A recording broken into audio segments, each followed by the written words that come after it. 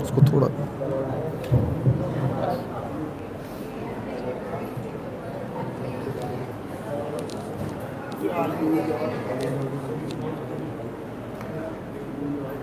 فاتحہ.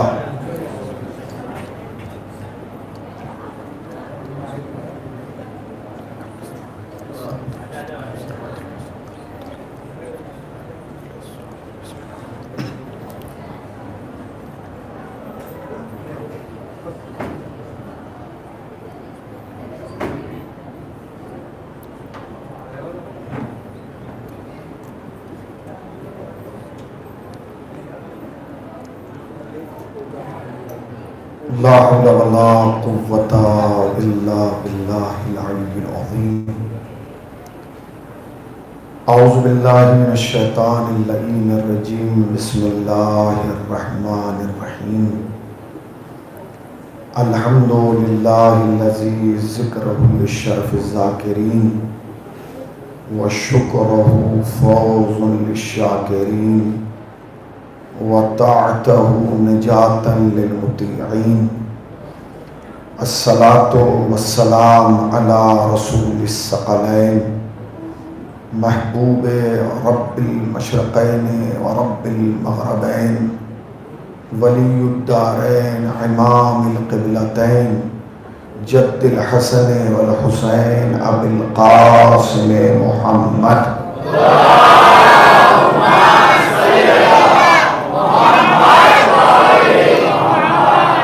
اما بعد فقد قال الله حق سبحانه تبارك وتعالى وقوله الحق. بسم الله الرحمن الرحيم. الف لام میم ذالک الکتاب لا ریب فیہ ھدی للمتقین. صلوات پڑھنے پر محمد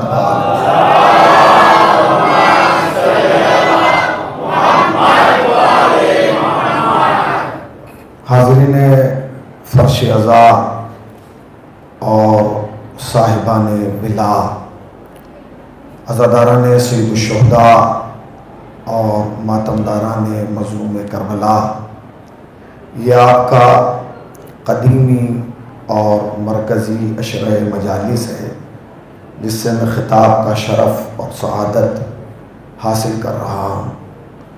کل کی ایک طالب علمانہ گفتگو جو میں نے آپ کی خدمت عالیہ میں بطور تمہید عرض کی تھی، وہ یقیناً آپ کے بلند پایہ حافظوں میں کہیں نہ کہیں محفوظ ہوگی.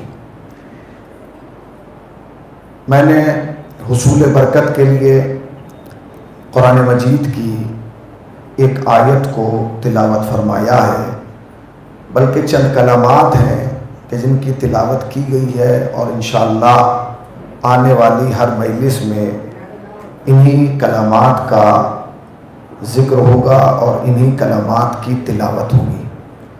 یہ وہ کلمات ہیں کہ اس مجمع کے اندر کوئی بھی عزادار ایسا نہیں ہوگا کہ جو اس آیے کریمہ کا حافظ نہ ہو. الحمدللہ. سورہ بقرہ کی ابتدائی کلمات ہیں. ارشاد باری تعالیٰ ہو رہا ہے الف لام میم. الف لام میم حروف مقطعات قرآنی میں سے ہیں، اور حروف مقطعات قرآنی وہ ہیں جس کے معنی یا اللہ جانتا ہے یا اہل بیت جانتے ہیں. اس کے بعد ارشاد ہوتا ہے ذالک الکتاب لا ریب فیہ. یہ وہ کتاب ہے جس میں کوئی ریب نہیں ہے، جس کے اندر کوئی عیب نہیں ہے، جس کے اندر کوئی کمی نہیں ہے. اور اس کے بعد ارشاد ہوتا ہے ھدی للمتقین. یہ وہ کتاب ہے جو متقین کے لیے ہدایت ہے. آپ میری طرف متوجہ رہیں، ایک صلوات پڑھیں اور تھوڑا تھوڑا سا آگے آ جائیے اگر زحمت نہ ہو. ذرا سا آپ لوگ تھوڑا سا اگر آگے آئیں گے، ادھر آ جائیے ذرا سا.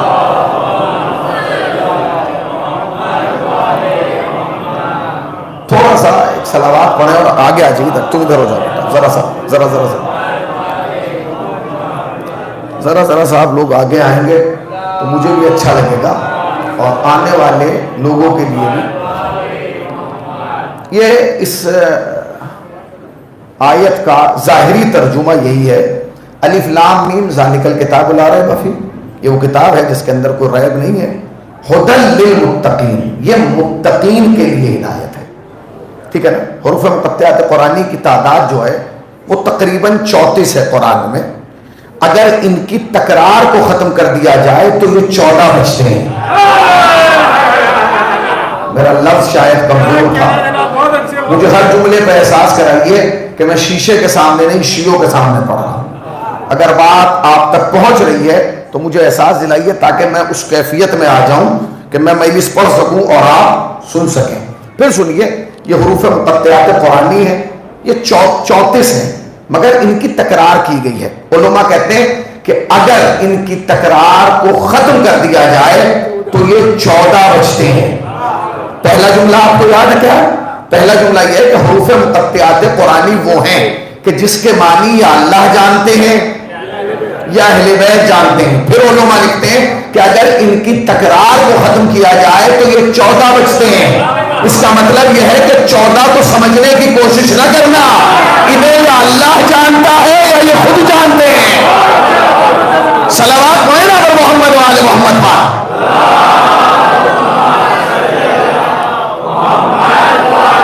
تھوڑا ذرا سی آپ اگر کیفیت میں آئیں گے تو ایک لطف آئے گا آپ کو، تھوڑی سی توجہ دیں۔ تو کیا یہ اس سے کیا مراد ہے کہ جی ان کو یا اللہ جانتا ہے یا اہل بیت جانتے ہیں، مگر وہ افراد جنہوں نے آل محمد کے دروازے پہ بیٹھ کر تفسیریں لکھی ہیں، توجہ فرما رہے ہیں، جنہوں نے آل محمد کے دروازے پر بیٹھ کر قرآن مجید کی تفسیر لکھی ہے، انہوں نے اس الف لام میم کا ترجمہ عجیب و غریب کیا، عجیب و غریب ترجمہ کیا۔ وہ کہتے ہیں کہ الف لام میم کا مطلب ہے آل محمد۔ صلوات پڑھیں نا پر محمد و آل محمد پر۔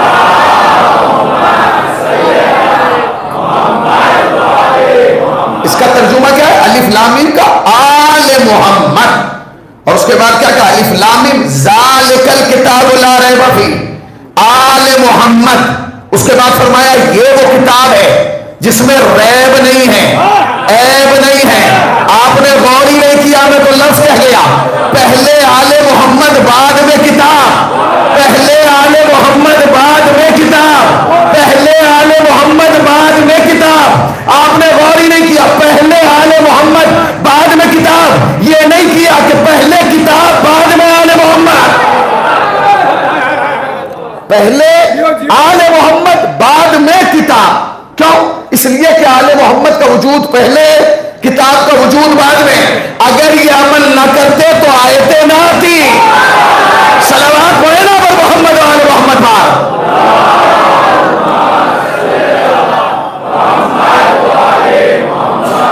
الف لام میم ذالک الکتاب لا ریب فیہ، یہ وہ کتاب ہے جس میں کوئی ریب نہیں ہے، جس میں کوئی عیب نہیں ہے، جس کے اندر کوئی کمی نہیں ہے، جس میں کوئی شک و شبہ کی گنجائش نہیں ہے، جس میں آپ انگلی نہیں رکھ سکتے، جس میں آپ کو اجازت نہیں ہے کہ آپ چوں یا چرا کریں، اس لیے کہ لا ریب فیہ، اس کے اندر تو کوئی عیب ہی نہیں ہے۔ کمال یہ ہے، غور کیجئے گا، کمال یہ ہے کہ جس کتاب کو اللہ بھیج رہا ہے جب اس میں کوئی عیب نہیں ہے تو جس ذات پر کتاب بھیج رہا ہے، جس ذات پر کتاب کو بھیجا جا رہا ہے اس ذات کا کیا کمال ہوگا۔ دیکھیے ہر اشرے کے لیے کوئی نہ کوئی عنوان رکھا جاتا ہے اور کبھی بھی وہ عنوان پورا نہیں ہوتا۔ ایسا نہیں ہے کہ عالم، خطیب، ذاکر کوئی عنوان رکھے اور اسے مکمل طریقے سے پر کر دے، نہ نہ نہ، وہ ہر عنوان تشنا رہ جاتا ہے، عنوان برائے نام ہوتا ہے۔ مگر ایک عالم دین نے بڑا خوبصورت جملہ لکھا، شاید شہید مطہری نے کہا کہ کبھی بھی عنوان عادتاً نہ ہو، ضرورتاً ہو، عادتاً نہ ہو، ضرورتاً ہو، جس کی ضرورت محسوس کرو وہ عنوان رکھو، ٹھیک ہے نا، جس کی ضرورت محسوس کی جا رہی ہے وہ عنوان رکھا جائے۔ ہم نے سوچا کہ اس سال کے اس اشرے کا عنوان جو ہے وہ کچھ ایسا رکھا جائے کہ کتاب کا بھی تذکرہ ہو اور وارثان کتاب کا بھی تذکرہ ہو. لہذا عنوان رکھا گیا ہے کتاب الہی اور سفیران الہی. نہ کتاب کا کوئی جواب ہے نہ سفیران الہی کا کوئی جواب.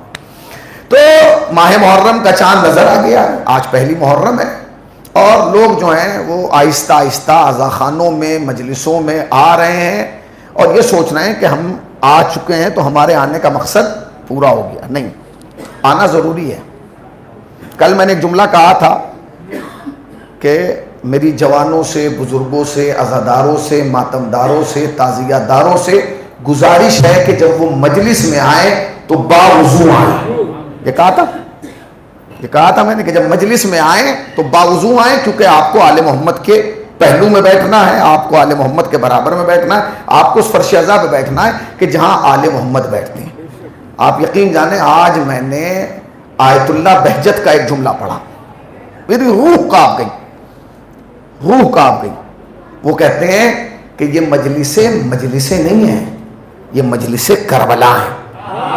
جب گھر سے چلا کرو تو یہ نہ کہا کرو کہ مجلس جا رہا ہوں، جب گھر سے چلا کرو تو کہا کرو کربلا جا رہا ہوں. ایک صلوات پڑھے نا پر محمد والے محمد پاک.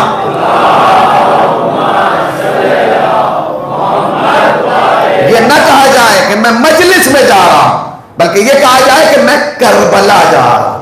جب انسان کربلا جاتا ہے تو سب سے پہلے طہارت کا خیال رکھتا ہے. دل کی طہارت، نظروں کی طہارت، دماغ کی طہارت، فکر کی طہارت، شعور کی طہارت، ظاہری طہارت، باطنی طہارت. تو جب مجلس میں آئے تو طہارت کا خیال رکھیں. اس عزاداری کے لیے آل محمد نے بہت زیادہ تاکید کی ہے. اتنی تاکید کی ہے میں اور آپ سوچ نہیں سکتے. جانتے ہیں ہمارے اور آپ کے 8ویں امام کیا فرماتے ہیں کہ شیعو جب صلوات پڑھنا ہے تو مکمل پڑھیں.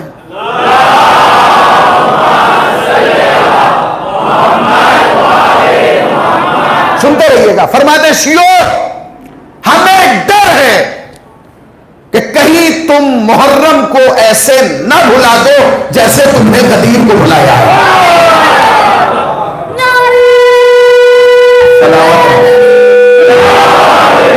یہی چراغ جلیں گے تو روشنی ہوگی. پھر سنیے ایشیو ہمیں ڈر ہے کہ کہیں تم محرم کو ایسے نہ بھلا دو جیسے تم نے غدیر کو بھلایا. میں آپ سے سوال کر رہا ہوں، یہ بھرا ہوا مجمع ہے، چھلکتا ہوا عزاداروں کا اجتماع ہے، میں ان سے سوال کر رہا ہوں کون شیعہ ایسا ہے جس نے غدیر کو بھلایا ہے کوئی؟ ایک آدمی ہاتھ اٹھائے کہ جی میں نے غدیر کو بلا دیا. الحمدللہ غدیر ہمارے دل میں، غدیر ہمارے فکر میں، غدیر ہمارے ذہن میں، غدیر ہماری روح میں. اور قریب کہہ دوں جملہ، غدیر ہمارے حسب میں ہے، غدیر ہمارے نسب میں ہے، غدیر ہمارے شجرے میں ہے. ہمیں معلوم ہے کہ بغیر غدیر کے کچھ نہیں ہے. اور ایک جملہ کہوں، ہمیں اس بات کا بھی یقین ہے کہ غدیر ماننے والے کا ابا امیر ہو نہ ہو مگر اماں نیک ضرور ہوتی ہے.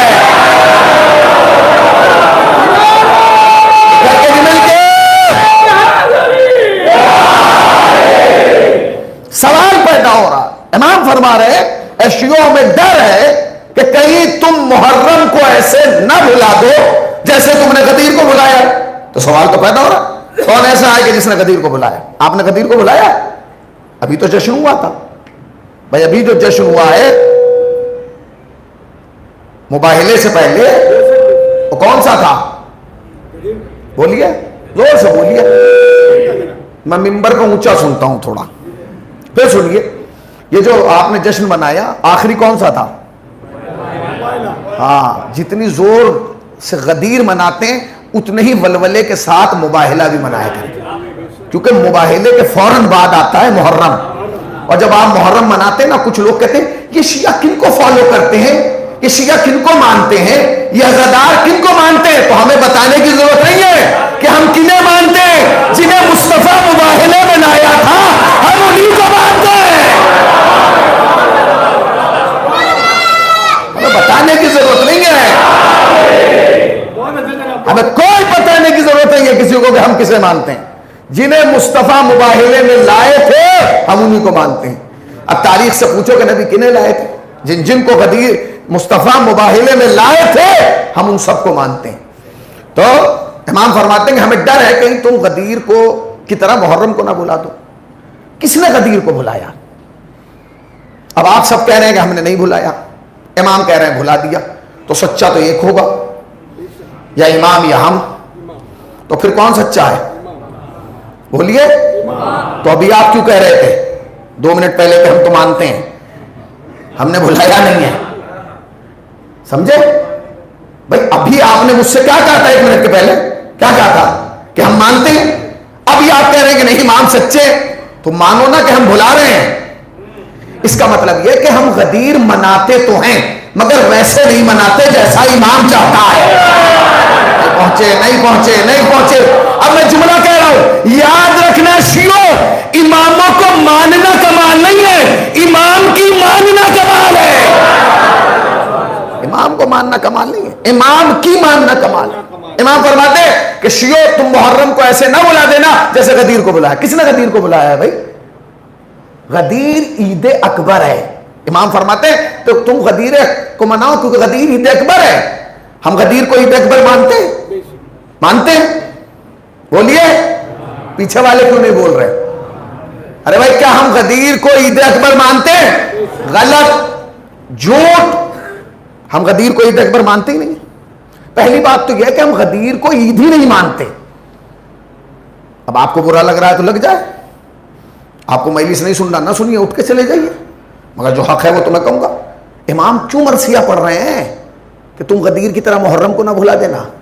اس لیے کہ ہم نے غدیر کو کبھی عید اکبر مانا ہی نہیں. اکبر تو چھوڑ دیجئے, عید ہی نہیں مانا. دلیل دو. دیکھیے ہمارے یہاں غدیر سے پہلے 2 عید آتی ہیں, ایک عید الفطر اور ایک عید الاضحیٰ. ہوتا ہے کہ عید الاضحیٰ, دونوں کے اردو ترجمے کر دوں, سوئیوں والی عید اور قربانی والی عید, دونوں کو عید مانتے ہیں آپ؟ انہیں عید مانتے ہیں, غدیر کو نہیں مانتے. کیوں نہیں مانتے؟ اس لیے کہ آج تک پوری دنیا میں کوئی مسلمان آپ کو عید والے دن اپنے بچے کی شادی کرتا ہوا نہیں ملا ہوگا. ملا؟ بتائیے. کوئی صاحب فون کر کے کہیں رشتہ کرنے کے بعد لڑکی والوں کو بھائی ہم عید والے دن بارات لائیں گے, تو اس کا جواب ہوگا تیرا دماغ خراب ہے, عید کے دن میں بچی کی شادی کروں گا یا عید مناؤں گا؟ اس کا مطلب تم یہ کہ عید کو عید مانتے ہو, عید سے اوپر کسی چیز کو نہیں مانتے. آج تک آپ نے بقرعید کے دن کسی کی بارات جاتے ہوئے دیکھیے سماج میں جائیے, معاشرے میں جائیے, کسی کا عقیقہ ہوتے ہوئے, کسی کا ولیمہ ہوتا ہوا دیکھا آپ نے؟ کیوں نہیں دیکھا؟ کیونکہ اسے تم عید مانتے ہو. مگر غدیر کے دن, عقیقے غدیر کے دن, ولیمہ غدیر کے دن, بارات غدیر کے دن, اس کا مطلب یہ کہ ہم اسے عید نہیں مانتے. امام چاہتے یہ ہیں کہ جس دن غدیر ہو اس دن صرف علی ہو. کہاں بیٹھے ہیں بھائی, ذرا جاگیے. امام چاہتے یہ ہیں, بکھر کے نہیں مل کے.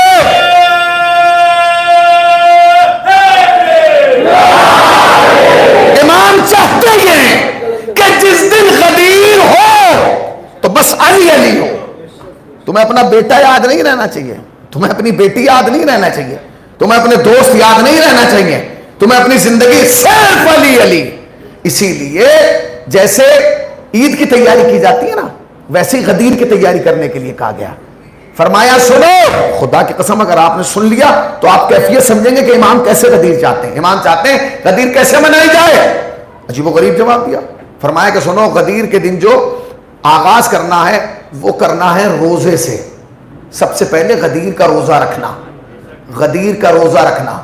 اے میرے پروردگار, ہمارا تو مزاج یہ ہے کہ ہم پہلے ثواب پوچھتے ہیں بعد میں عمل کرتے ہیں. ہمارا تو مزاج یہ ہے نا, ہم پہلے ثواب پوچھتے ہیں بعد میں عمل کرتے ہیں. اسی لیے ہر عمل کرنے سے پہلے ثواب بتا دیا گیا. ابھی انہوں نے آپ سے کیا کہا, آپ کے سامنے کہا کہ نہیں قبلہ کل جو نماز آپ نے بتائی تھی 2 رکعت میں نے پڑھی, کل رات میں ایکسیڈنٹ سے بچ گیا. میں نے پہلے بتایا تھا کہ حادثات سے بچے گا. اس کا مطلب کیا ہے؟ پڑھنا تمہارا کام ہے, حفاظت کرنا اہل بیت کا کام ہے. توجہ سنیے گا. فرمایا کہ غدیر کا آغاز روزے سے کرنا ہے. اس کی جزا کیا ہے, اس کا ثواب کیا ہے؟ امام نے فرمایا سنو اس کا ثواب یہ کہ سال بھر کے روزے ایک طرف اور غدیر کا روزہ ایک طرف. سال بھر اگر انسان روزے رکھے تو اس کا ثواب ایک طرف ہے اور غدیر کے روزے کا ثواب ایک طرف ہے. تو ملا کہ نہیں؟ اس کے بعد فرمایا کہ غسل کرنا. کیا غسل کرنا؟ ہر غسل کی ایک تعریف ہے. بھائی جمعے کا غسل کرو گے تو عذاب قبر سے محفوظ رہو گے, عرفے کا غسل کرو گے تو یہ ملے گا, شب قدر کا غسل کرو گے تو یہ ملے گا. غدیر کے غسل کا ثواب کیا ہے؟ فرمایا غدیر کے غسل کا ثواب یہ کہ جب انسان غدیر کے غسل کی نیت کرتا ہے نا اور پانی اٹھا کے اپنے سر پہ ڈالتا ہے تو وہ پانی جوں سر سے پاؤں کی طرف آتا ہے ویسے ہی نامہ اعمال سے گناہ مٹنا شروع ہو جاتے ہیں. آپ نے غور ہی نہیں کیا, آپ پہنچے ہی نہیں, آپ نے علی کی محبت میں ایک لوٹا پانی ڈال دیا تو گناہوں سے بچ گئے. تو جملہ کہوں, جس کی محبت میں ایک لوٹا پانی ڈال دیا جائے تو گناہوں سے نجات مل جائے, تو اگر اس کے راستے پر زندگی گزار دی جائے اس کی کیفیت کیا ہوگی, اس کا مجد کیا ہوگا, اس کی اہمیت کیا ہوگی, اس کی شان کیا ہوگی, اس کا مرتبہ کیا ہوگا, اس کا وقار کیا ہوگا. ہو گیا. اس کے بعد امام نے فرمایا کہ غدیر کے دن نیا لباس پہنو. کمال ہے, ہم تو سارا نیا لباس فطر والے دن پہن لیتے ہیں. غدیر کا نیا لباس پہنو.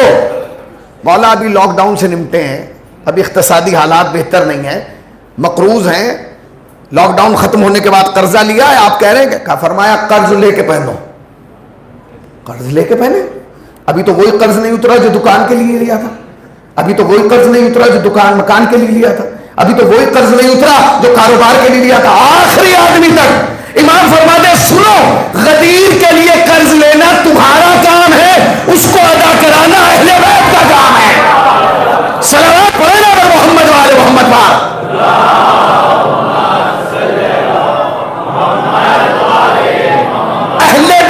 کام ہے. غدیر کے دن نیا لباس پہنو, غدیر کے دن صدقہ دو, لوگوں کو عیدی دو. یہ جملہ میں نے اس لیے نہیں کہا کہ آپ ہوں کریں, میں چاہتا ہوں آپ کے دل کی تختی پہ یہ جملہ لکھا جائے.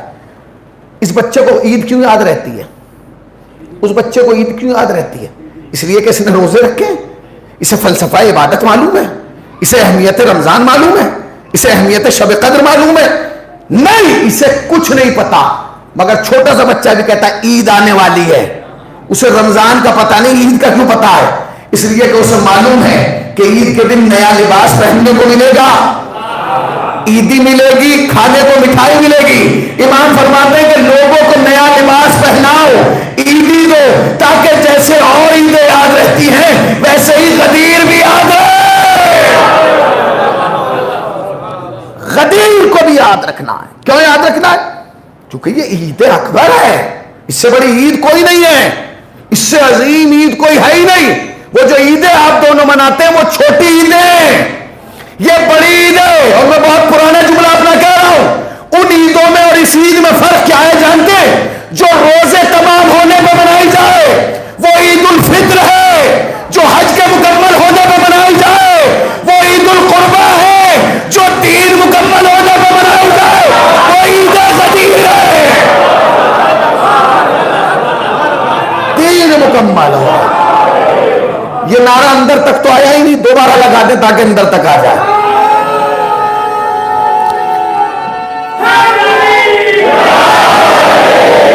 ہاں, کیا کہا؟ نیا لباس پہننا, عیدی دینا. کتنی عیدی دیں؟ کتنی دیں؟ 10 روپے, 50 روپے, 100 روپے. ہمارا مزاج یہ ہے جس سماج میں ہم رہتے ہیں کہ اگر ہمارے پاس کوئی چندہ لینا آ جاتا ہے تو پہلے پوچھتے ہیں شبر نے کتنا دیا. کہا جی اس نے تو 500 دیے تھے, 550 دوں گا, اوپر نام ہو اس سے. ہوتا ہے کہ نہیں؟ مسجد بن رہی ہے, فلاں نے کتنا چندہ دیا کہ 5000, 5.5 دوں گا, نام اوپر. نام اوپر ہونا چاہیے, اس سے نیچے نہیں ہونا چاہیے. اب اللہ کہہ رہا ہے صدقہ دو. کتنا دے؟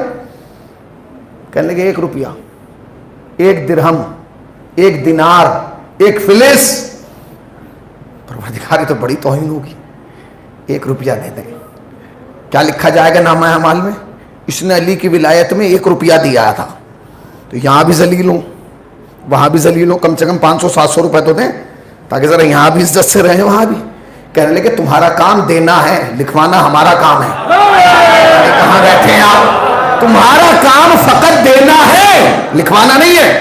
کہ کیوں؟ کہ سنو، تم دو گے 1 روپیہ، ملک کی جرت ہے کہ وہ 1 روپیہ لکھ دے؟ تو پھر کہ اسے لکھنا پڑے گا کہ ہمارے شیعہ نے علی کی محبت میں صفا اور مروہ کے پہاڑ کے برابر مال راہ خدا میں لٹایا ہے۔ 1 روپیہ تمہارا کام۔ اس کے بعد فرمایا لوگوں کو بلاؤ، شیرینی کھلاؤ، ان کا روزہ افطار کراؤ، انہیں بلاؤ۔ کتنوں کو بلائے؟ کہ 1 کو بلا لو۔ یہ بھی توہین ہے، محلے میں 500 آدمی ہم 1 کی دعوت کر رہے ہیں، کہ وہ 1 نہیں لکھے گا، پھر کیا لکھا جائے گا؟ کہ جس دن تم نے کسی کو بلا کے اپنے دسترخوان پر بنام علی کھلا دیا تو فرشتہ یہ نہیں لکھے گا کہ اس نے ایک کو کھلایا، بلکہ وہ لکھے گا اس نے آدم سے لے کر خاتم تک تمام نبیوں کو اپنے دسترخوان پر دعوت دی۔ صلوات پڑھنا پر محمد وآل محمد پاک۔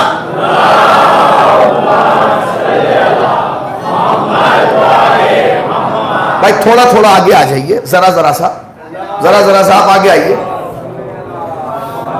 اب کہاں بلایا جائے؟ اب اس کے بعد تو جگہ ہی نہیں ہے۔ ہاں اس کے بعد جگہ نہیں ہے۔ مشکل یہ ہے کہ جب یہ امام بارگاہ بنایا گیا ہوگا تو سوچا گیا ہوگا کہ بہت بڑا بنا دیا ہے نا، یہ سوچ کے بنا دیا بہت بڑا ہے، کافی ہے۔ خدا کی قسم جتنا بڑا امام بارگاہ بنا لو کبھی کافی ہوتا ہی نہیں۔ آپ بڑے سے بڑا بناؤ وہ بھر جاتا ہے۔ ارے 10 سال پہلے بنایا تھا خالی تھا، آج بھر کیسے گیا؟ دنیا کے جس کونے میں جتنا بڑا امام بارگاہ بنایا گیا وہ بھر بھر کے بتاتا ہے دنیا والوں دیکھ لو، دعائے زہرا بڑھتی جا رہی ہے، یزیدیت مٹتی جا رہی ہے۔ بکھر کے نہیں مل کر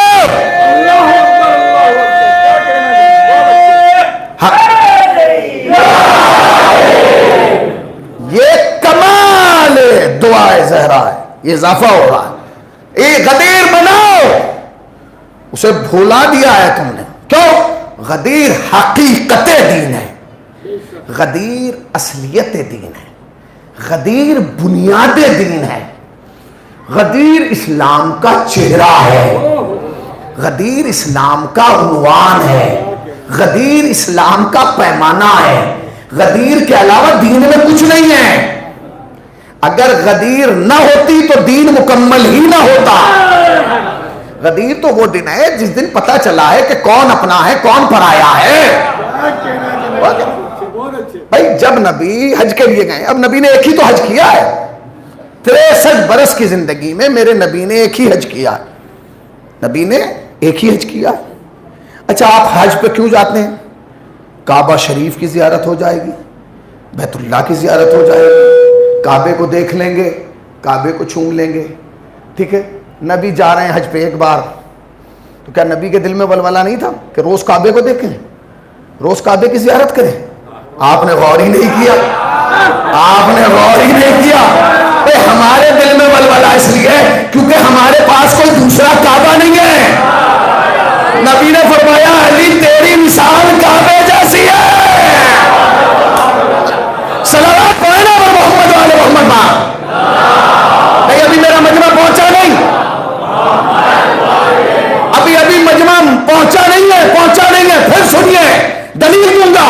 جب فتح مکہ کے وقت جناب بلال کو خانہ کعبہ کی چھت پہ کھڑا کیا گیا، بلال بلندی پہ ہیں، مصطفیٰ زمین پہ ہیں، مصطفیٰ نے کہا بلال آزان دو، بلال خاموش کھڑے رہے، پھر کہا بلال آزان دو، پھر بلال چاروں طرف دیکھ رہے، بلال آزان دو، بلال آزان نہیں دیتے۔ تو مصطفیٰ نے پوچھا بلال تم آزان کیوں نہیں دے رہے ہو؟ کہنے لگے یا رسول اللہ کشمکش میں ہوں، پریشان ہوں۔ کہ کیوں؟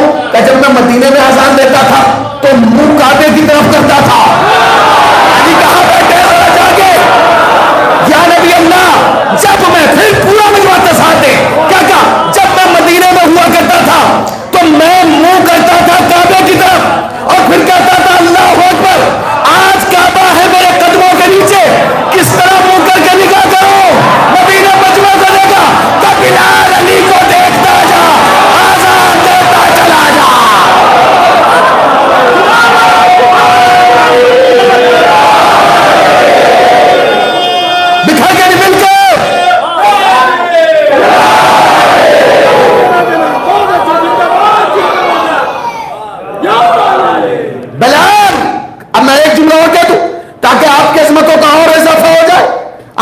شان مرتبے کا بتاؤ. ایک عارف بزرگ کہتے ہیں کہ مومن کا دل بھی کعبے سے کم نہیں ہے. کیوں؟ کہ کعبہ وہ ہے جس میں علی 3 دن رہے. مومن کا دل وہ ہے جس میں علی ہمیشہ رہتے ہیں. دکھا کے نہیں مل کے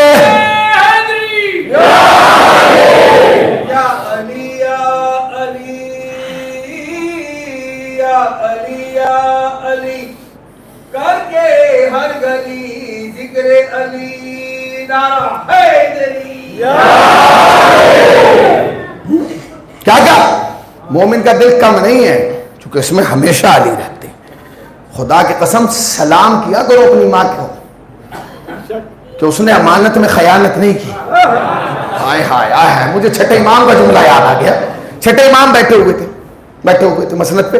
ایک شخص آیا ہنستا ہوا مسکراتا ہوا.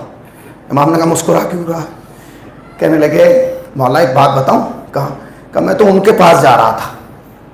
ان کے سمجھ گئے نا, ان کے.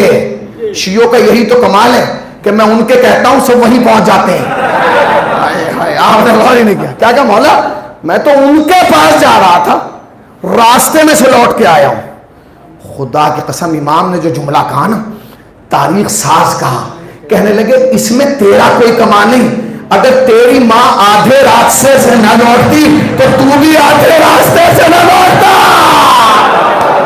صلوات پڑھیں آل محمد و آل محمد با.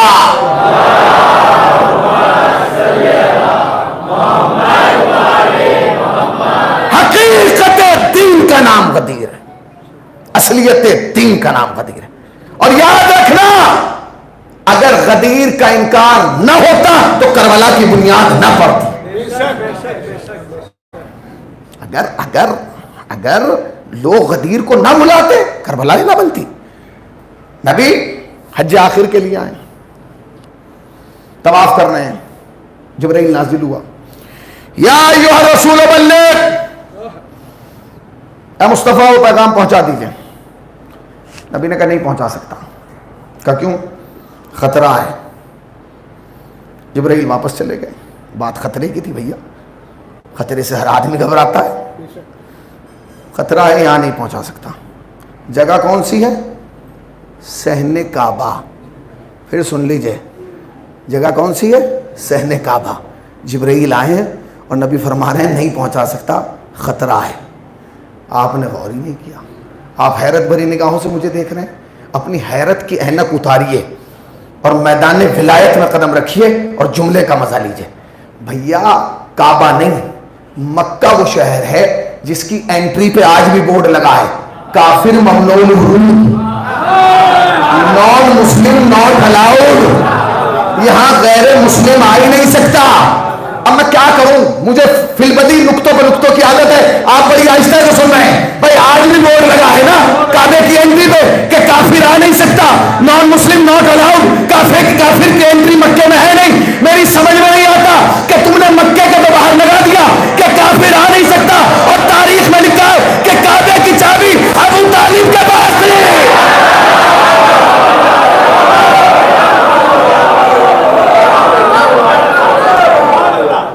تم نے خود لکھا ہے کہ کعبے کی چابی سرکار ابو طالب کے پاس تھی. تو ایک بات مانو نا, یا تو بورڈ غلط ہے یا تاریخ غلط ہے. نہیں پہنچے, یا تو بورڈ غلط ہے یا تاریخ غلط. اچھا بورڈ پہ لکھا ہوا کافر آ نہیں سکتا, شہر میں, کعبے میں نہیں, شہر میں کافر آ نہیں سکتا. پھر سن لیجئے, کافر آ نہیں سکتا. اب اگر میں زیادہ معرفت کی دنیا میں جاؤں گا تو بہت سارے سوالات پیدا ہو جائیں گے, اور ہو سکتا ہے کل مجلس سے پہلے ہنگامہ ہو جائے, حسینی صاحب نے پڑھ دیا, حسینی صاحب نے پڑھ دیا. مگر میں کہوں گا ضرور, کیونکہ میرے دل کا ارمان ہے کہہ دوں. بھیا تم نے بورڈ لگا دیا کہ کافر آ نہیں سکتا. تم تحقیق کرو گے نا اور دلوں کو ٹٹولو گے تو بہت سارے کافر ہیں جو کعبے کے نکڑوں پہ کھڑے ہوئے ملیں گے, ہر کانے پہ کافر ملے گا. حدیث تم نے سنی ہے کہ نہیں؟ الا و مماتا علی حب آل محمد ماتا شہیدا. جو بھی آل محمد کی محبت پہ مر گیا وہ شہید بنا. اگر نبی رک جاتے یہی تو میں بھی رک جاتا. پھر فرمایا الا ومن مات الا بغض آل محمد مات کفورا. جو آل محمد کے بغض میں مر گیا کافر مر گیا. صلوات پڑھنا وہ محمد و آل محمد پر.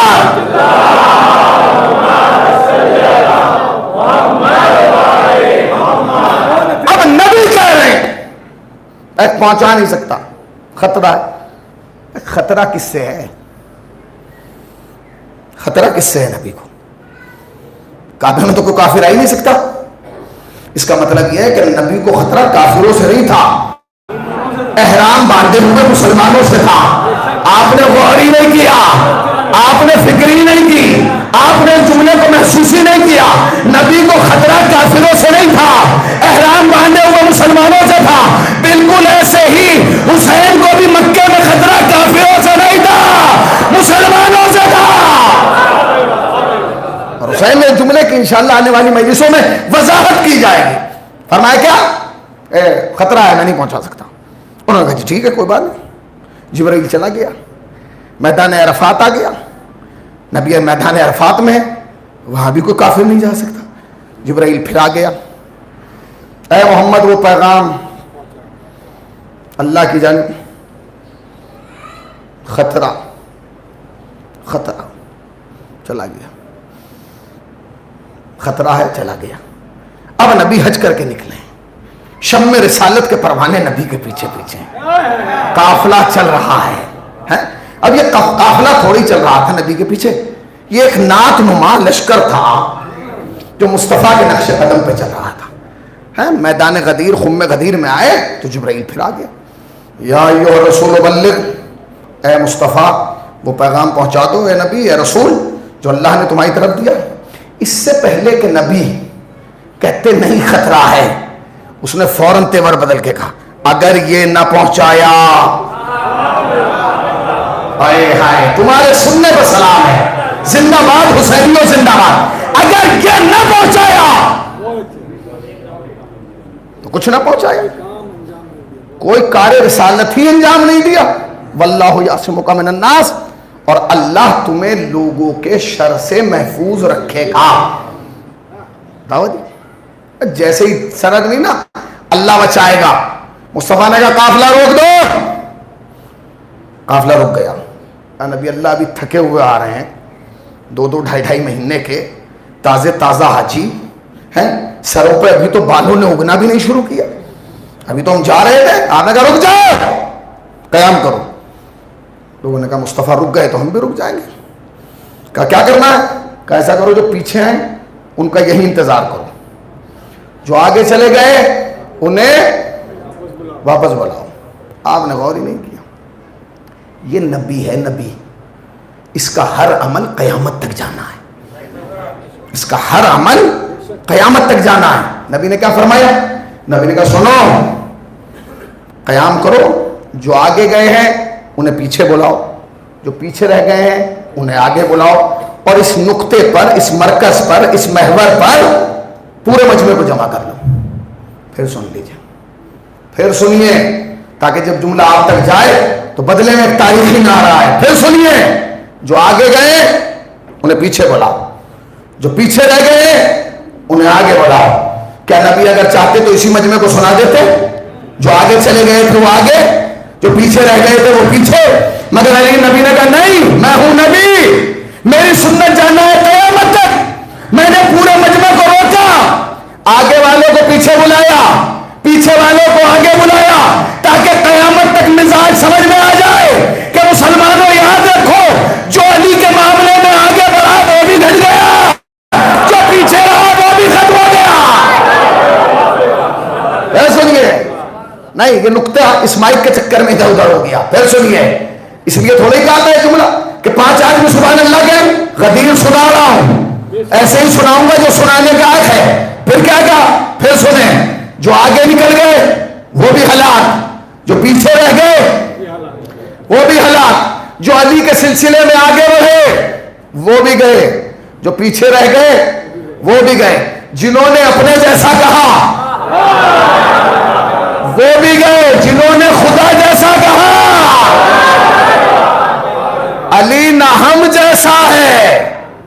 علی نہ خدا جیسا ہے. 2 مصرے پڑھ دوں بھائی؟ 2 مصرے پڑھوں؟ اجازت ہے؟ آپ کی اجازت ہے؟ پھر سنیے پوری توجہ، 2 مصرے پڑھ رہا ہوں انشاءاللہ. اگر یہ جملے مصرے میرے زندگی کے پسندیدہ مصرے ہیں، بہت زیادہ پسند ہے مجھے، بہت زیادہ پسند ہے یہ 2 مصرے. شاعر کہتا ہے ہمیں عقیدہ وحدت کی داد دی جائے، ہمیں عقیدہ وحدت کی داد دی جائے. ہمیں داد دی جائے کہ ہم توحید کو مانتے ہیں، اللہ کو ایک مانتے ہیں، اسے لا شریک مانتے ہیں، اسے وحدہ لا شریک مانتے ہیں، اسے پروردگار مانتے ہیں، اسے رب حقیقی مانتے ہیں، اسے بار الہی مانتے ہیں. پھر سنیے ہمیں عقیدہ وحدت کی داد دی جائے. دوسرا مصرع سنیے، اگر آپ مچل کے نہ اٹھے تو پھر پڑھنے کا کیا فائدہ ہوا.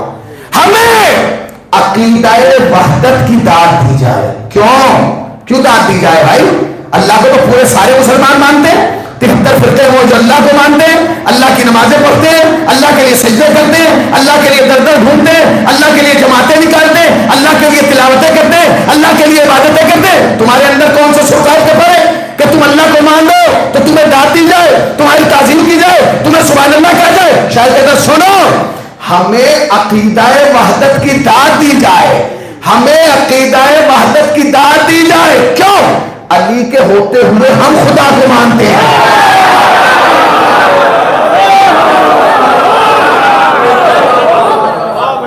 ہمیں عقیدہ وحدت کی داد دی جائے علی کے ہوتے ہوئے.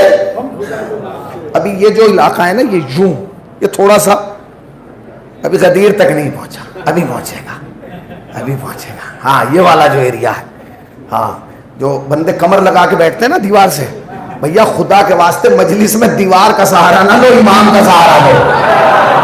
ہاں پھر سنیں، ہمیں عقیدہ وحدت کی داد دی جائے علی کے ہوتے ہوئے ہم خدا کو مانتے ہیں. ہم خدا کو مانتے ہیں علی کے ہوتے ہوئے. لوگوں نے تو نہ جانے کس کس کو مان لیا. پیڑوں کو مان رہے ہیں، سورج کو مان رہے ہیں، ستاروں کو مان رہے ہیں. ہم علی کو مانتے ہوئے، علی ہے پھر بھی اللہ کو مان رہے ہیں، حیدر کرار ہے پھر بھی. نبی نے کہا رک جاؤ، سارا مجمع رک گیا. آگے والے پیچھے آ گئے، پیچھے والے آگے آ گئے. لوگوں نے کہا کیا کریں؟ کہ سنو، حکم ہوا ہے کہ مصطفیٰ انہیں بٹھاؤ، سناؤ، سمجھاؤ، دکھاؤ، بتاؤ، منواؤ. اب آپ نہیں پہنچے تو میں کیا کروں؟ ایک لفظ میں غدیر سنا دوں. غدیر کے چٹیل میدان میں جہاں دور دور تک کوئی سایہ نہیں تھا، ایک بے سایہ نبی سایہ رکھنے والوں سے کہہ رہا تھا زندہ باد حسین کو زندہ باد. ایک بے سایہ نبی سایہ رکھنے والوں سے کہہ رہا تھا سنو، رکو، اٹھو، بیٹھو. آج ہم تمہیں اس بے سایہ میدان میں دنیا و آخرت کا سایہ دے رہے ہیں، یعنی ہر عارف کو ساقی کوثر کا تعارف کرا رہے ہیں. شاق حیات پر بیٹھ کے آمنے والوں نے آنکھیں کھولی، کچھ نے خوش ہو کے بسم اللہ کہا، کچھ نے جل کے انا للہ کہا. حلقہ کا پردہ اٹھا، انما کا غلاف اترا، اور نبی کے زبان مطہر سے من کنت مولا فہذا علی گڑھ مولا.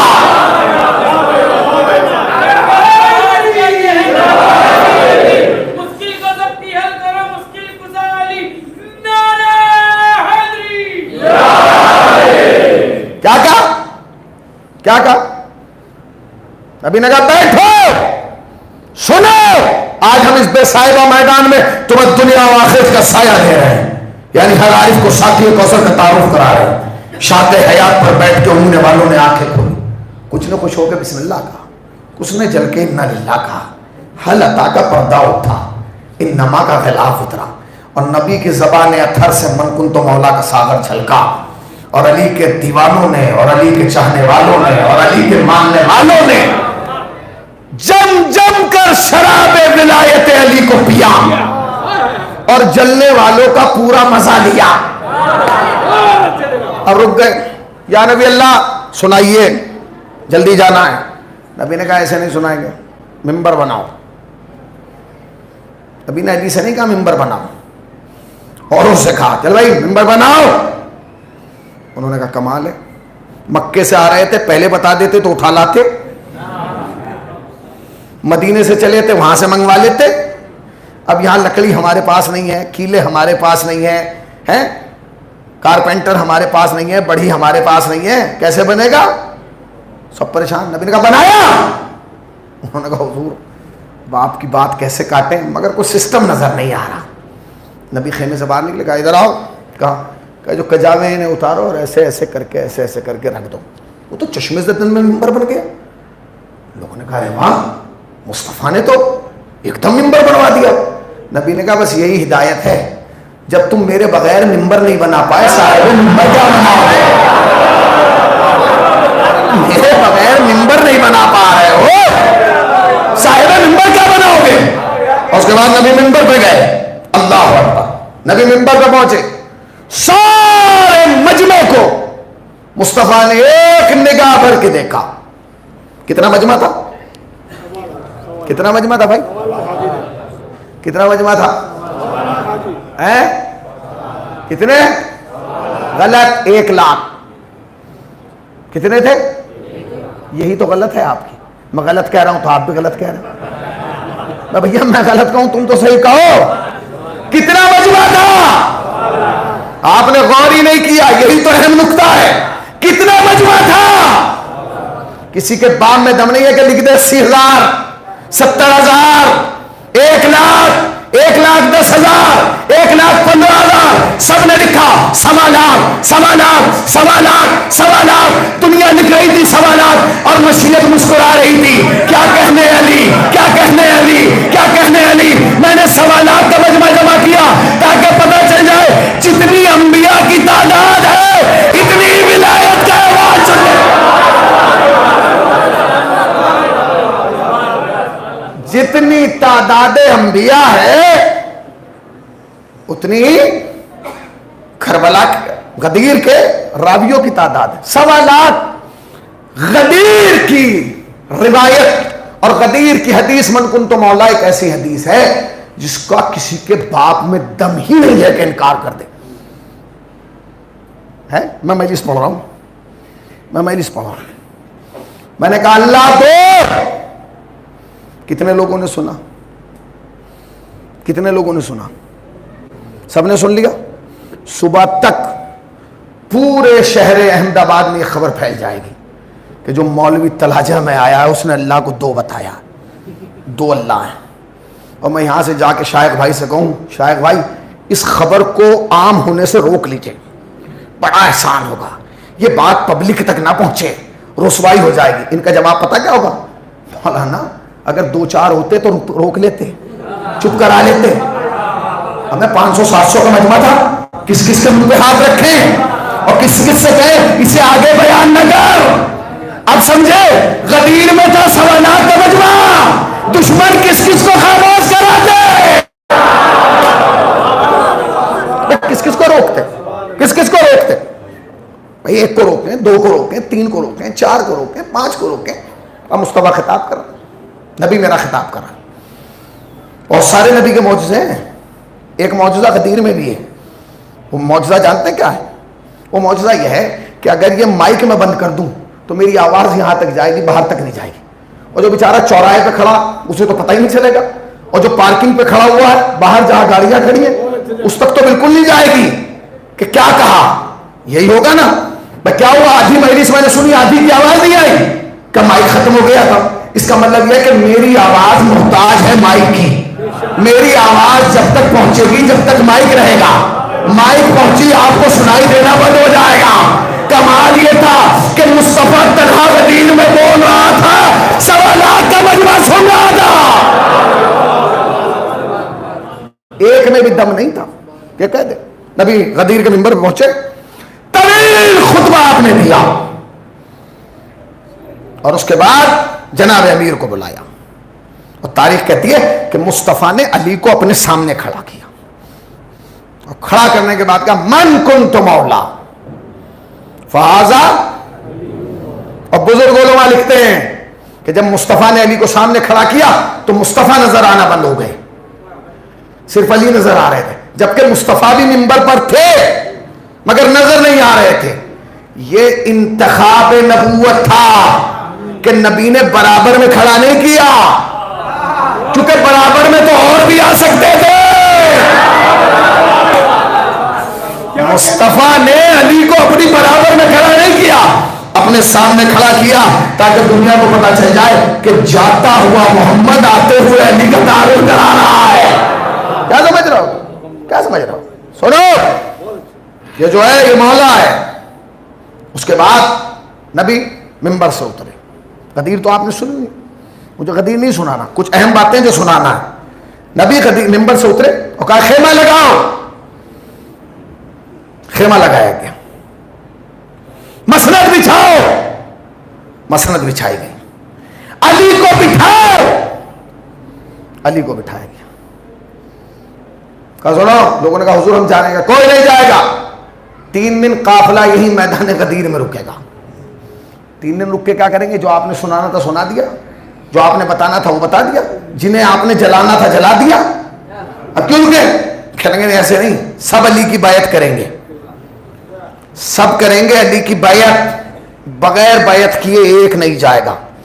ایک نے کہا پیچھا کیسے چھوٹے؟ اب کو ٹال تو نہیں سکتے، منع تو نہیں کر سکتے، کیا کریں؟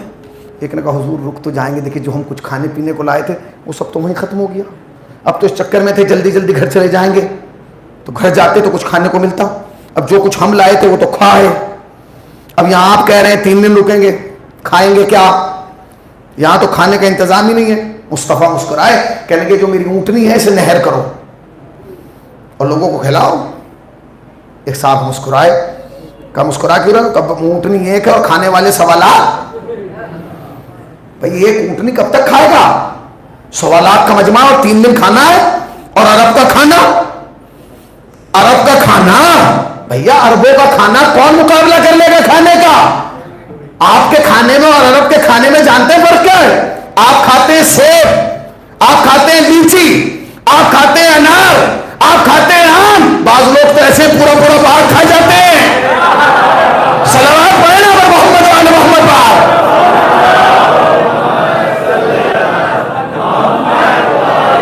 اب جس کی سمجھ میں ابھی نہیں آیا وہ پڑوسی سے پوچھ لے کہ مولانا نے کہا کیا ہے، پھر پڑھے صلوات.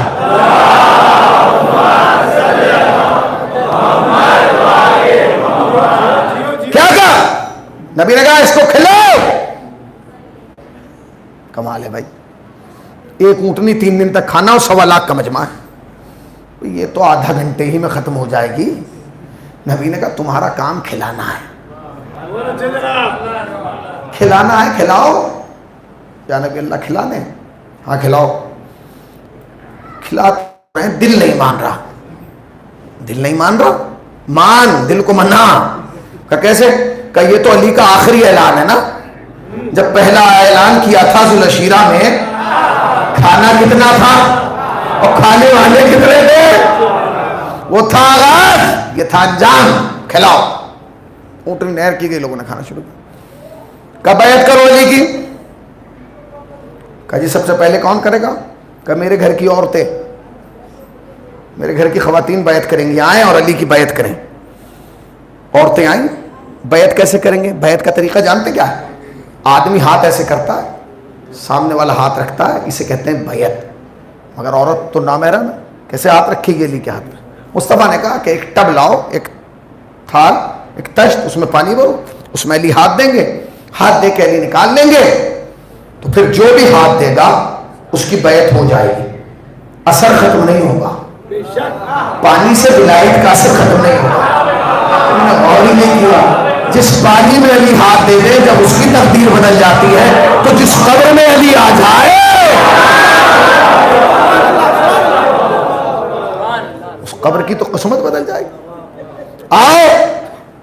اب علی کھڑے ہوئے، تشت لائے گئے، علی نے ہاتھ ڈالا، ہاتھ نکال لیا. مصطفیٰ نے کہا میرے گھر کی خواتین آئیں، اور بیعت کے لیے تمام بیویاں آئیں، ہاتھ ڈالا. ابھی جانا چاہتی تھی کہ مولا کائنات بولے، کہنے سنو، جس نے بیعت نہیں کی اس سے مجھے کوئی شکوہ نہیں.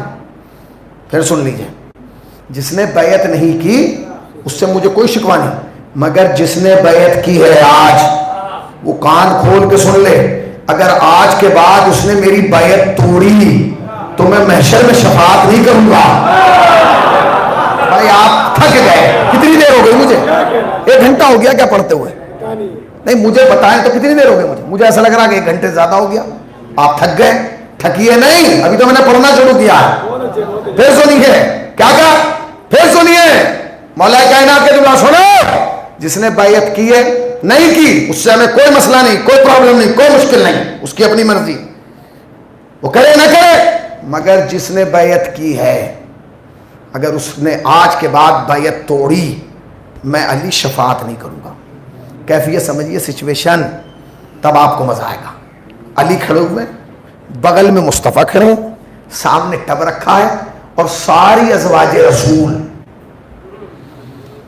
نبی کے گھر کی عورتیں چھوٹی بڑی تمام کھڑی ہوئی ہیں اور علی کہہ رہے ہیں اگر تم میں سے کسی نے بیعت توڑی میں شفاعت نہیں کروں گا. تو نبی کو کہنا چاہیے تھا نا, یہ علی کیا کر رہے ہو, یہ تو گھر کی عورتیں ہیں, یہ کیوں توڑیں گی. مگر نبی کا خاموش رہنا اس بات کی دلیل ہے کہ نبی کو معلوم تھا ان میں کوئی ایسی عورت ہے.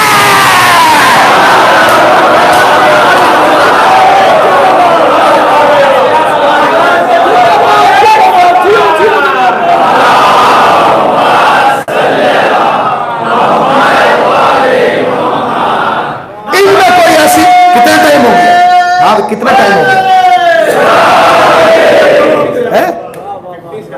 تو ختم ہو گیا اب تو ٹائم. پھر سنیے کیا کہا, پھر سنیے توجہ. نبی نے کہا کہ علی نے کہا کہ اگر آج کے بعد کسی نے توڑا میں شفاعت نہیں کروں گا. نبی کو کیا چاہیے تھا, یا علی کیا کرو, گھر کی عورتیں ہیں اپنے. مگر نبی جانتے تھے کہ گھر کا بھیدی, گھر کا بھیدی لنکا ڈھائے. کر لی عورتوں نے بیعت. اب کہا بھائی مرد بیعت کریں گے, اور لائن لگ گئی. نبی دیکھنا یا رسول اللہ مردوں میں سب سے پہلے بیعت کون کرے گا. نبی نے فرمایا سب سے پہلے حضرت عمر بیعت کریں گے. انہیں لاؤ آگے. تلاش کیا گیا, میدان غدیر بہت بڑا ہے نا, تم پہ بیچارے کہیں بیٹھے ہوں گے, بلاؤ. آ گئے. ان کے بعد حضرت ابوبکر بیعت کریں گے. انہیں بھی ڈھونڈا گیا. کیا سمجھ رہے ہیں, اس زمانے میں گوگل نہیں تھا کہ سرچ کر لے. جاؤ. اب لایا گیا انہیں بھی. کہا جی کیا ہوا, بلا رہے ہیں بیعت کے لیے مصطفیٰ, چلو چلتے ہیں. لائن لگ گئی. قطار پہلے نمبر پہ حضرت عمر, دوسرے نمبر پہ حضرت ابوبکر, اور پھر اور سارے صحابہ. سب سے پہلے حضرت عمر اندر آئے, علی مسرت میں بیٹھے, نبی دوسرے مسرت پر. کیا لگے اب دیکھیے کیا کریں. دیکھیے تاریخ نے سب کے جملے لکھے ہیں, ایسا نہیں ہے تاریخ نے خیانت کی ہو. تاریخ نے خیانت نہیں کی. تاریخ اسلام تو وہی ہے, مگر بعد میں تاریخ کے نام رکھے گئے. یہ شیعوں کی تاریخ, یہ سنیوں کی تاریخ, یہ حنفی کی تاریخ, یہ مالکی کی تاریخ. بھیا ہمیں شیعہ سنی کی تاریخ نہ بتا, ہمیں اسلام کی تاریخ بتا. بلایا گیا, حضرت عمر آئے اور حضرت عمر نے مولا کائنات کو مبارکباد دی. جملہ اتھینٹک ہے, آن ریکارڈ ہے. کہنے لگے یا علی مبارک ہو, بخن بخن مبارک ہو, یا علی مبارک ہو. کس بات کی مبارکباد؟ عام مومنین کے بھی مولا بن گئے, مومنات کے بھی بن گئے, اور میرے بھی بن گئے. آپ پہنچے ہی نہیں. پھر سنیے, آپ مومنین کے بھی مولا بن گئے, مومنات کے بھی بن گئے, اور میرے بھی بن گئے. یہ جملہ کتاب میں نہ ہو, منبر پہ بیٹھنا چھوڑو. کہ یا علی آپ مومنوں کے بھی مولا بن گئے, مومنات کے بھی بن گئے, اور میرے بھی بن گئے. یہ جملہ کہا. آپ کا سکون جب تک نہیں ٹوٹے گا میں آگے نہیں بولوں گا. پھر کہا میں آپ مومنوں کے بھی مولا بنے, مومنات کے بھی بنے, اور میرے بھی بنے. میں لفظ پلٹوں تاکہ آپ بیدار ہوں. یا علی آپ مومن مردوں کے بھی مولا بن گئے, مومنہ عورتوں کے بھی مولا بن گئے, اور میرے بھی مولا بن گئے. صلوات پڑھیں محمد وآل محمد.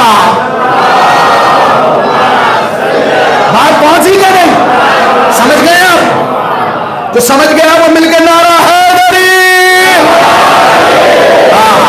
پھر کیا کہا؟ آ گئے. علی نے کہا اچھا ٹھیک ہے تمہیں مبارک. یا علی ہم بیعت کرنے آئے. کرو. یا علی ہاتھ دیجئے. علی نے کہا لو. حضرت عمر نے دیکھا, کہنے لگے علی ہم بیعت کرنے آئے. کہا بیعت ہی کے لیے تو ہاتھ دے رہا ہوں. کہنے لگے علی آپ بھول رہے ہیں, بیعت کے لیے ہاتھ ایسے نہیں ایسے دیا جاتا ہے. آپ ہاتھ ایسے کریں, ہم ہاتھ ایسے رکھیں گے, یہ ہوگی بیعت. آپ نے ہاتھ یہ کر لیا. کہنے لگے میری بیعت تو ایسے ہی ہوگی, میری بیعت ایسے ہی ہوگی کہ جی سب تو کا سب ہوں گے الگ, میں ہوں الگ, میری بیعت ہوگی ایسے سب. انہوں نے کہا جی ایسے تو ہم نہیں کر سکتے. اور پھر نبی کے پاس گئے. نبی نے کہا گئے تھے نبی کے پاس؟ کہا جی گئے تھے. بیعت کرنے گئے تھے؟ کہاں بیعت ہی کرنے گئے تھے, کر کے آئے؟ نہیں بیعت نہیں کر پائے. کیوں؟ کہا جی بیعت کے لیے ضروری ہاتھ ایسے کرے. ہم جب گئے تو علی نے ہاتھ ایسے کر لیا, ہم نے کہا ایسے, علی نے کہا میں ایسے کروں گا. یا علی نبی ایسے بھی کوئی بیعت ہوتی ہے؟ نبی نے فرمایا اب علی ہی جواب دے گا, کیونکہ آج تک کا مولا میں ہوں, قیامت تک کا مولا علی ہے. آج تک کا مولا میں ہوں, قیامت تک کا مولا علی ہے. اب کالی سے جاؤ. پھر واپس حضرت عمر مولا کائنات کی خدمت میں کہنے لگے اس کا فلسفہ کیا ہے بھائی؟ آپ نے ایسے تو ہاتھ نہیں کیا, سب کرتے ہیں ایسے, آپ کرتے ہیں ایسے. حضرت علی نے کہا عمر سنو, جو بیعت مانگتا ہے نا وہ ایسے کرتا ہے.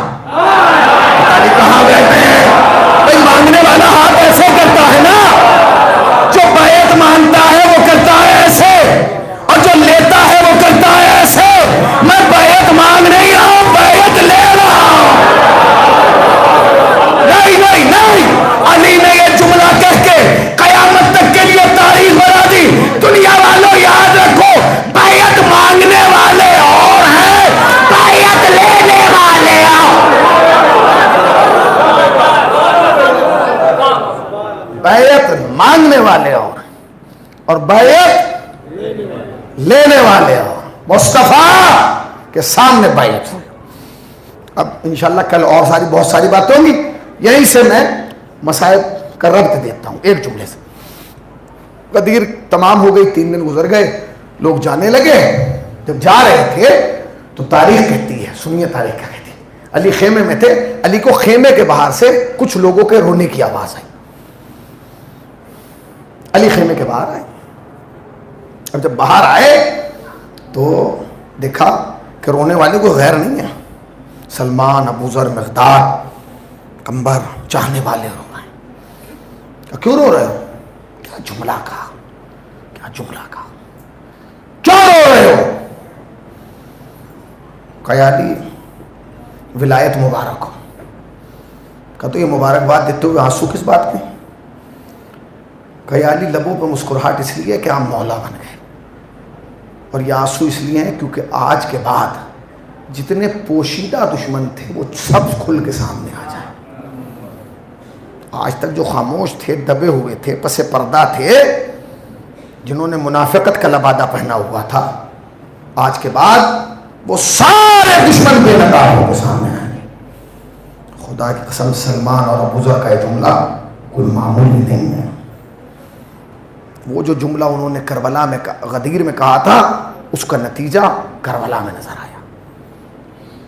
جب حسین نے پوچھا تم مجھے قتل کیوں کرنا چاہتے ہو, جواب کیا ملا؟ لبغض ابی, آپ کے باپ کے بغض میں. مولا آپ کو کوئی غم نہ دے سوائے غم سرکار پاک. پہلی محرم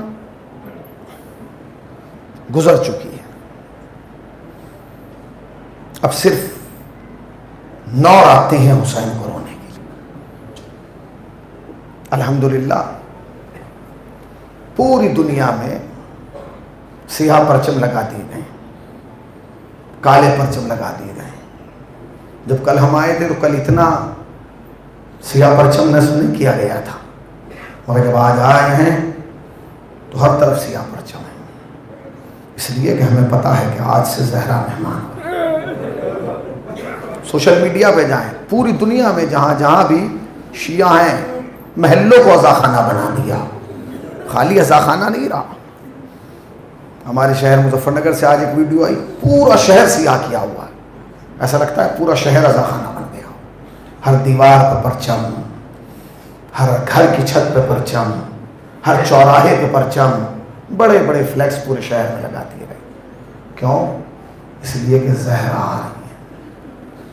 پہلی محرم ہے نا، زہرا تو آ رہی ہیں، مگر ہمیں مسائل حسین کے جانے کے معنی ہوں گے. امام حسین کی رخصتی پڑھتا ہوں. لفظ رخصت بہت سخت ہے، بہت سخت ہوتا ہے. مجھے معلوم ہوا، یہاں بتایا گیا کہ یہاں جو لوگ ہیں اس سے زیادہ تعداد افراد وہ ہے جو یہاں سے امریکہ شفٹ ہو گئی ہے. بچے یہاں ہیں، والدین وہاں ہیں، والدین یہاں ہیں، بچے یہاں ہیں. جب وہ آتے ہیں نا اور جب 2-3 مہینہ رہ کے یہاں سے واپس جاتے ہیں تو ان کی رخصت کا منظر یاد کیجئے، کتنا سخت ہوتا ہے طرفین کے لیے. جب کوئی اپنا جاتا ہے، کہیں بھی جائے، امریکہ جائے، کینیڈا جائے، لندن جائے، جب وہ اپنے گھر والوں کو چھوڑتا ہے تو کتنا سخت ہوتا ہے. نہیں، اور قریب آؤں تاکہ آپ سمجھیں کہ حسین کی جدائی کا منظر کیا ہوگا. جب لوگ ہم کربلا جاتے ہیں نا اور 1-1.5 ہفتہ کربلا میں رہتے ہیں اور قافلہ سالار اعلان کرتا ہے کل صبح ہمیں کربلا چھوڑنی ہے، کتنا سخت ہوتا ہے وہ منظر، کتنا سخت ہوتا ہے. وہ سب اتنا منظر سخت ہوتا ہے کہ ہم چاہتے ہیں کہ کیسے حسین کو الوداع کریں، کیسے حسین کی زمین کو الوداع کریں. بار بار قبر حسین پہ جاتے ہیں، چومتے ہیں، واپس آ جاتے ہیں، پھر آدھے راستے سے جاتے ہیں. یہی ہوتا ہے نا. رات میں اٹھتے ہیں، پھر حرم جاتے ہیں، نماز صبح حرم میں پڑھتے ہیں، پھر صبح کے بعد جاتے ہیں، پھر قافلہ تیار ہونے سے پہلے جاتے ہیں. جب سامان ہوٹل کے باہر آ جاتا ہے پھر کہتے ہیں بھائی ایک دفعہ ذریعہ اور چوماؤ. یہی ہوتا ہے نا مطلب. جبکہ یقین ہے کہ مولا زندگی میں دوبارہ پھر بلائیں گے. اب یہ سوچو کہ حسین نے کیسے مدینہ چھوڑا ہوگا، جبکہ حسین کو یقین ہے کہ میں واپس مدینے نہیں آؤں گا. راوی کہتا ہے کہ میں نے دیکھا کہ حسین گھر میں آئے اور حسین نے آنے کے بعد کہا عباس سامان سفر تیار کرو، اب مدینہ رہنے کے لائق نہیں رہا. یہ کہہ کے حسین حجرے میں نہیں گئے، اپنی قیام گاہ میں نہیں گئے، واپس روزہ رسول پہ آئے اور آنے کے بعد اپنا مول قبر رسول پہ رکھ دیا اور کہنے لگے نانا خدا حافظ، نانا آپ کے روزے کا مجامل جا رہا ہے، نانا اب شاید لوٹ کے نہ ہو. یہ کہہ کے حسین واپس گھر آ گئے. پھر تاریخ کہتی ہے کہ گھر آئے نہ جانے کیا بے چینی ہوئی. پھر حسین تیزی کے ساتھ پھر نانا کی طرف گئے، کہتے نانا میں جا تو رہوں گا، زندہ کیسے رہوں گا؟ نانا آپ کے بغیر حسین کیسے رہ سکتا؟ بار بار. اب تاریخ کہتی ہے کہ یہ رات کا منظر تھا. خدا جانے ایک رات میں حسین اپنے گھر سے رسول کے قبر تک کتنی مرتبہ آئے. اس لیے کہ حسین کے لیے بڑا سخت تھا نانا کے مدینے کو چھوڑنا. صبح نمودار ہوئی. راوی کہتا ہے کہ اب جو میں نے منظر دیکھا وہ قیامت کا منظر تھا. حسین اپنے نانا کی قبر پہ آئے تو قدم جمع جمع کہہ رہے تھے. ایسا لگ رہا تھا جیسے باوقار شخصیت سے ملنے گا. اس کے بعد حسین اپنے بھائی کی لہر پہ آئے. ایسا لگ رہا تھا جیسے کوئی باوقار شخصیت سے ملنے گا. مگر راوی کہتا ہے اس کے بعد مجھ سے دیکھا نہ گیا. حسین نے اپنی اماں کی قبر کا رخ کیا اور ایسے دوڑے جیسے ایک بچہ.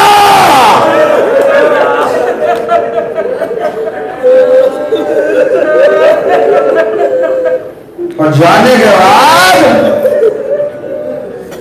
اپنے آپ کو قبر رسول اماں میں گرا دیا اور 2 مصرے پڑھے جو میر انیس نے بیان دیے. اگر آپ گریا کر لیں گے تو مسائل نہیں ختم کر دوں گا. کہتے ہیں اماں لہو لوہان چمن دیکھنے چلو، اماں لہو لوہان چمن دیکھنے چلو، زینب کے بازوؤں میں رسن دیکھنے چلو. اماں خدا حافظ، اماں حسین خدا. سنیں گے 2 جملے سن لیجئے اور پھر محسوس کیجئے گا.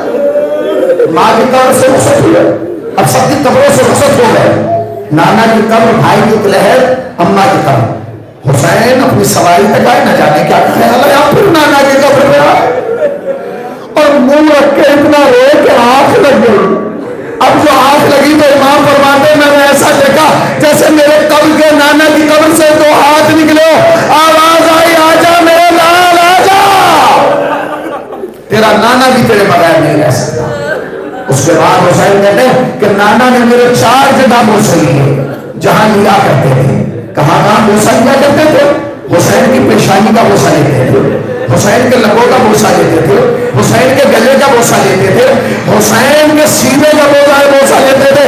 آج شوستری صاحب کہتے ہیں یہ 4 مقام وہ تھے کہ جہاں حسین پر ظلم ہونا تھا، ارے پیشانی وہ تھی جہاں پتھر لگنا تھے۔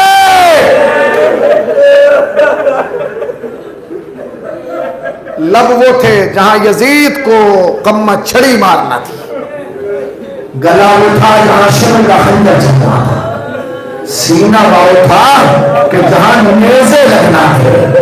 اب سنیں گے 5ویں امام فرماتے سلام ہو میرا اس امام پر، اس جج پر جس کے جسم پر اتنے زخم تھے کہ ادھر کی ہوا ادھر پار ہو رہی تھی، ادھر کی ہوا ادھر۔ اور اس کے بعد جو امام نے جملہ کہا وہ عجیب و غریب تھا، امام فرماتے سلام ہو گیا اس جج پر جس کے جسم پر اتنے زخم تھے کہ اتنی جگہ بھی نہ تھی جتنی انگوٹھی کے نگینے میں۔ اور آپ کو کوئی غم نہ دے سوائے اگر سرکار امام اللہ کے۔ سنیں گے عجیب و غریب روایات ہے، جس رات حسین نے مدینہ چھوڑا نا اتنا گریا ہوا کہ اہل مدینہ سو نہیں پائے۔ حسین مدینہ چھوڑ رہے ہیں، کیفیت کیا ہوئی؟ اب تاریخ کہتی ہے، حمید ابن مسلم نقل کرتا ہے کہ میں مدینے میں آیا، میں نے دیکھا کہ مدینے کے بازار بند تھے، مدینے میں ویرانی تھی۔ میں نے لوگوں سے پوچھا کیا قیامت آئی؟ تو کہنے لگے میں تجھے نہیں پتا، حسین مدینہ چھوڑ رہا ہے۔ کیفیت کیا تھی؟ میں محلہ بنی ہاشم میں پہنچا، میں نے دیکھا کہ ایک قطار لگائی گئی ہے، اونٹوں کی ایک قطار ہے، اس پر اماریاں ہیں، اور کیفیت یہ ہے کہ 32 سال کا جوان جس کا نام عباس ہے وہ گلی میں ٹہل رہا اور آسمان کی طرف پرندوں کو دیکھ کے کہہ رہا ہے الحجاب الحجاب، پردے میں چلے جاؤ، علی کی بیٹیاں آ رہی ہیں۔ یہ رونے گراتے آ گئے، الحجاب، پردے میں چلے جاؤ، علی کی بیٹیاں آ رہی ہیں، علی کی پردہ دار بیٹیاں ہیں، علی کی عزت دار بیٹیاں ہیں۔ تاریخ کہتی ہے ایک ایک بی بی آئی، کیفیت کیا تھی؟ ہاں کیفیت یہ تھی کہ جوانوں کا جھرمٹ جاتا تھا بنی ہاشم کا، ایک ایک بی بی کو لاتا تھا، سواری پر بٹھا دیتا تھا، مگر حسین اپنی نشستگاہ پر بیٹھے ہوئے تھے، اپنے قیام گاہ پر بیٹھے تھے، جو بھی سمجھئے کرسی پر بیٹھے تھے، بلندی پر بیٹھے تھے، بیٹھے ہوئے تھے۔ حسین اپنی جگہ سے نہیں تھی، وہ کہتا ہے بیبیوں کو بٹھاتے رہے، اونٹیاں اونٹ آگے بڑھاتے رہے، اماریاں آگے بڑھتے رہے، آخر میں ایک اونٹ بچا، ایک اماری جس پہ بہت زیادہ پردے لگائے گئے۔ کہتے جب حسین اٹھے پہلے حسین نے آگے خود اس اماری کا معائنہ کیا، پردے کتنے ہیں، آخر اس میں کوئی بے احرامی تو نہیں ہے، اس لیے میں سفر کا مطلب تھا۔ اس کے بعد امین کہتا ہے کہ میں نے دیکھا کہ اب تک جو بھی بنی ہاشم کی عورت آئی اسے لا کے بٹھا دیا گیا، مگر جب یہ بی بی گھر سے نکلی نا تو میں نے دیکھا ارے 18 بنی ہاشم شرمٹ کر کے آگے لائے۔ کیفیت کیا تھی؟ عباس نے اپنا زانو پیش کیا، اس بی بی نے اپنا پاؤں عباس کے زانو پہ رکھا، ہاتھ عباس کے علی اکبر کے کاندھے پر رکھا، حسین نے سہارا دیا، زینب سوار ہو گئی۔ میں نے پوچھا یہ کون ہے؟ کہا تو نے نہیں پہچانا، یہ علی کی بیٹی زینب ہے۔ میرا دل چاہتا ہے تو مولا یہ 28 رجب کی سواری ہے، زینب بڑی شان سے جا رہی ہے، مگر 11 محرم یہی زینب بے مخلا و چادر فریاد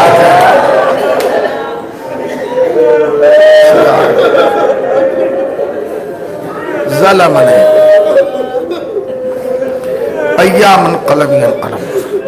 پروردگارہ تجھے واسطہ محمد عالم، ہماری مختصر و قلیل سی بات قبول فرما، صبر نجات تو شاہ آخرت قرار دے۔ حاضرین میں جس کو سال کے اندر اندر زیارت کربلا مولا سے بھی شرف، ہمارے گناہ بخش دے، ہمارے گناہ بخش دے، ہمارے گناہ بخش دے۔ ہمارے گناہ بخش دے، ہماری عاقبت بخیر کر، ہماری عاقبت بخیر کر، ہماری عاقبت بخیر کر۔ خدایا اس ذکر کو ہماری نسلوں میں منتقل کر دے۔ میرے اللہ علماء حق کا سایہ سر برقرار فرما، نظام مرجعیت کی حفاظت فرما، مخالفین مرجعیت کو نست و نابود کر دے، علماء حق کا سایہ سر برقرار فرما۔ دنیا میں جہاں بھی عزاداری ہو رہی ہے، عزاداری اور عزاداروں کی دونوں کی حفاظت فرما، ملت اسلامیہ کی حفاظت فرما، خدایا مقام مقدسہ کی حفاظت فرما، وارث کو تو بے وارثوں کی طرح زندگی گزار، وارث کے ظہور میں تعجیل فرما، ہمیں سرکار کے اعوان و انصار میں شمار فرما۔ حضرات ایک مرتبہ سورہ الحمد اور 3 مرتبہ سورہ اخلاص کی تلاوت فرما کر اپنے اپنے مرحومین کے لیے، ان افراد کے لیے جنہوں نے دنیا کے کونے کونے میں عزاداری کو عام کرنے میں اور ذکر حسین کو نشر کرنے میں تعاون کیا ہے، ان کی ارواح کو صالح فرما۔